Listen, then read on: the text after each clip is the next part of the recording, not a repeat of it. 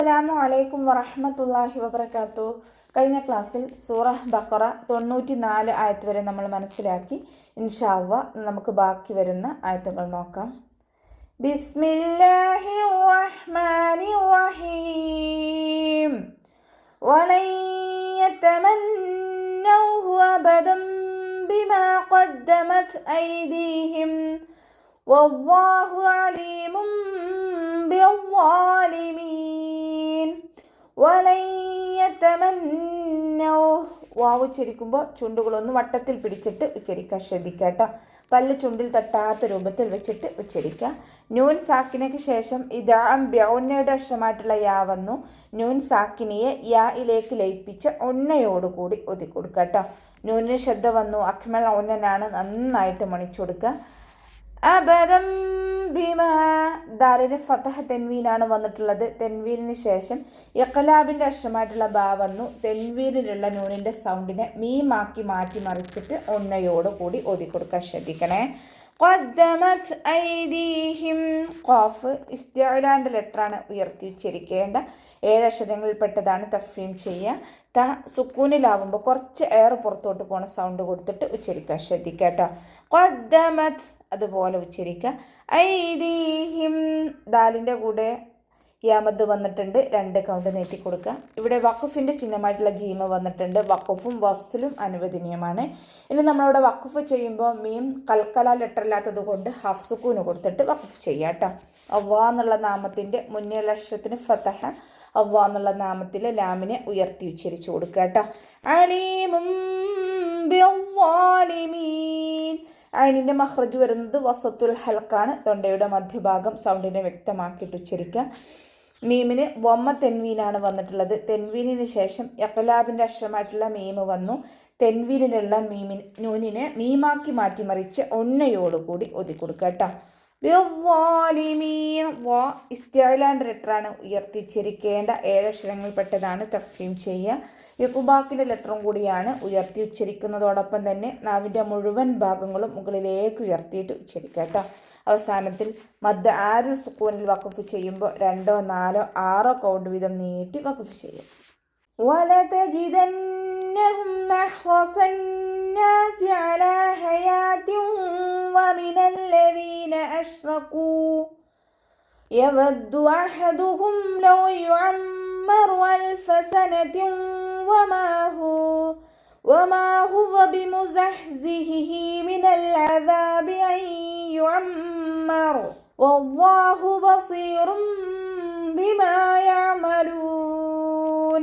വലതജിദന്നഹും വാവ് ഉച്ചരിക്കുമ്പോൾ ചുണ്ടുകളൊന്ന് വട്ടത്തിൽ പിടിച്ചിട്ട് ഉച്ചരിക്കാൻ ശ്രദ്ധിക്കുക. നൂനിന് ശബ്ദ വന്നിട്ടുണ്ട്. അക്മൽ ഔന്നനാണ്, നന്നായിട്ട് മണിച്ചു കൊടുക്കുക. അഹ്റസന്നാസ് ഹ മഖ്റജ് വരുന്നത് വസത്തുൽ ഹൽക്കാണ്. തൊണ്ടയുടെ മധ്യഭാഗം സൗണ്ടിനെ ക്ലിയർ ആക്കിയിട്ട് ഉച്ചരിക്കുക കേട്ടോ.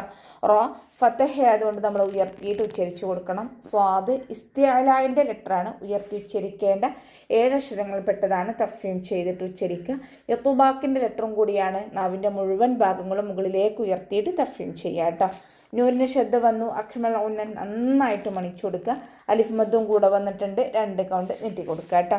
അലാ ഹയാത്തിൻ വമിനല്ലദീൻ അയിനിൻ്റെ മഖ്റജ് വസത്തുൽ ഹൽക്ക്. തൊണ്ടയുടെ മധ്യഭാഗം സൗണ്ടിനെ ക്ലിയർ ആക്കിയിട്ട് ഉച്ചരിക്കാൻ ശ്രദ്ധിക്കുക.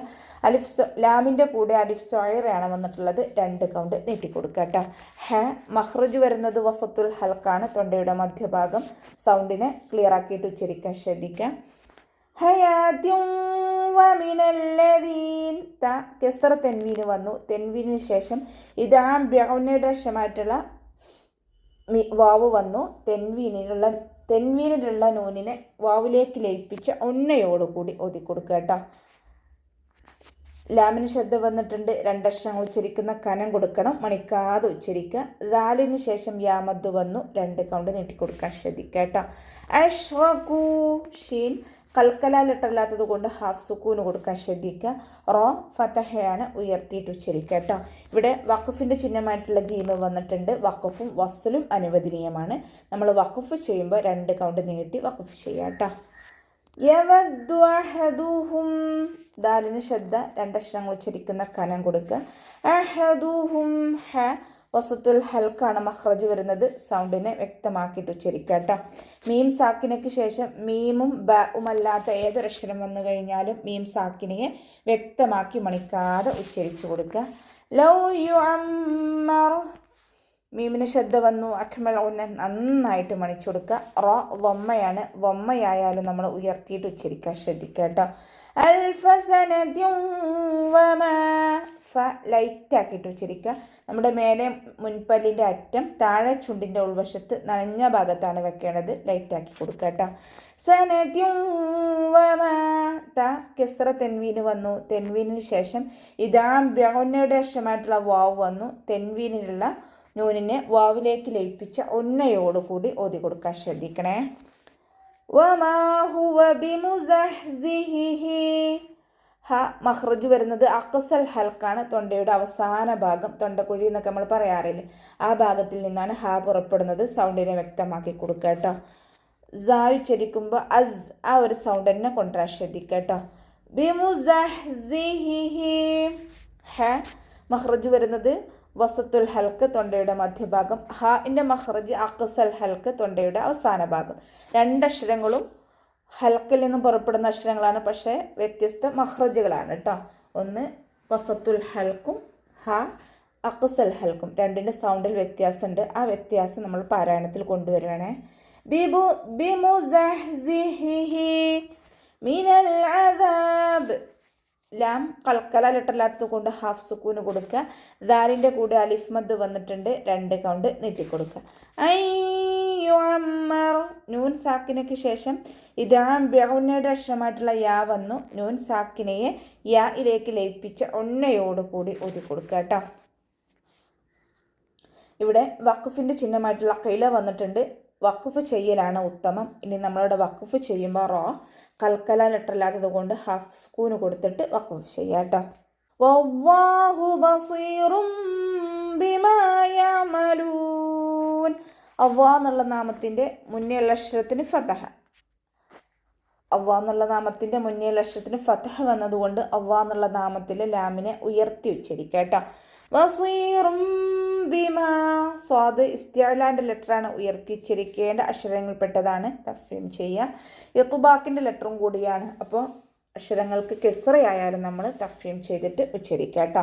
റോ വമ്മ തെൻവീന് വന്നു. തെൻവീനിന് ശേഷം ഇഖ്ലാബിൻ്റെ അക്ഷരമായിട്ടുള്ള ബാ വന്നു. തെൻവീനിലുള്ള നൂനിനെ മീമാക്കി മാറ്റിമറിച്ച് ഒന്നയോടുകൂടി ഒതിക്കൊടുക്കുക കേട്ടോ. ഇവിടെ നമുക്ക് ശ്രദ്ധിച്ചാൽ മനസ്സിലാവും, കാല താഴോട്ടുള്ള ചെറിയൊരു മീമിനെ ഇഖ്ലാബിൻ്റെ മീമാണ്, മീമിൽ ഖായിമ. ഓക്കെ.